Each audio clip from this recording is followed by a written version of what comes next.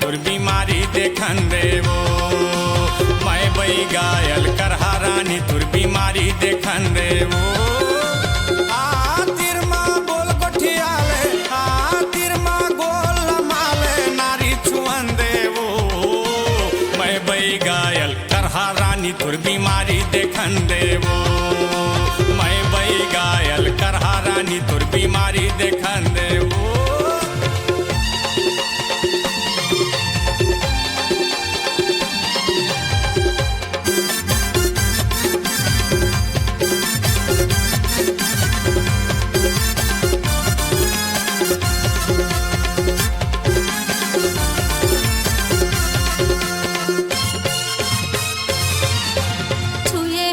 मुरी नारीला चढ़े हवे मुर बीमारी हा। भुर कुंडी मंतर मार देवेगा कट जाही मुर बीमारी हा।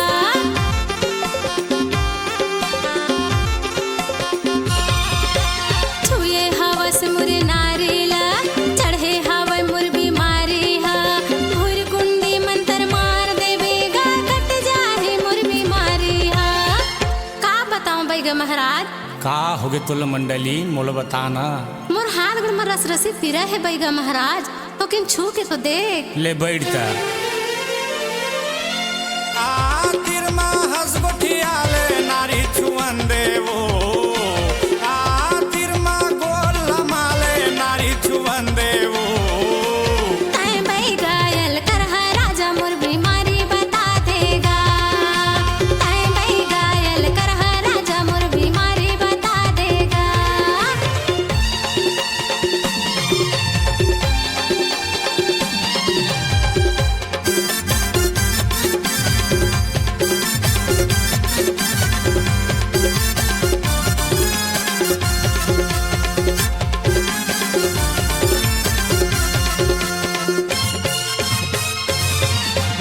आए हतै मुर्दुवारी ना नहीं जाए तुर झोली खाली ना।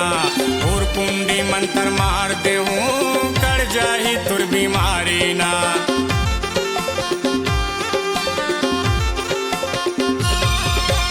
आए हतै मुर्दुवारी ना नहीं जाए तुर झोली खाली ना। और कुंडी मंतर मार देहूं कर जाही तुर बीमारी ना। भूरकुंडी मार मंतर हालाय चुंदी जाग जारे बरुआ थरगे तोर तरुआ मोर फूके मोर गुरु फूके संजय भारती फूके विनोद डिंडोरे फूके दिनेश करिया फूके फू। आ तिरमा गोल माले नारी छुअन देवो। आ तिरमा हंस गोठियाले नारी छुअन देवो। मैं बई गायल करहा रानी तो बीमारी बताओ। मैं बई गायल करहा रानी तोरे नारी देखत हवो।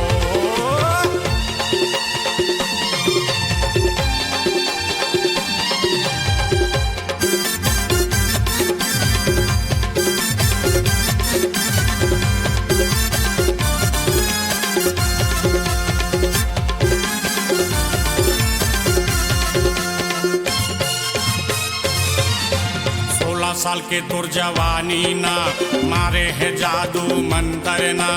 बच के रहबे कुंवारा टूरा मन कर ही राजन काबू ना।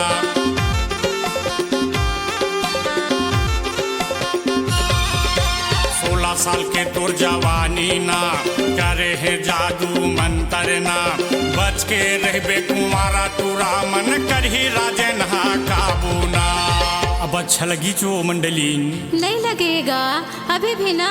मोर हाथ गुड़ में रस रसी पिरा हवा बैगा महाराज। ले तबाई देखा था वो। आ तिरमा हंस गोठियाले नारी छुअन देवो। आ तिरमा गोल माले नारी छुअन देवो। तै बै गायल करहा राजा मोर बीमारी बता देगा। तै बै गायल करहा राजा मोर बीमारी बता देगा। आ तिरमा हंस गोठियाले नारी छुअन देवो। आ तिरमा गोल माले नारी छुअन दे रे। मैं बई गायल करहा रानी तुर बीमारी देखन देवो।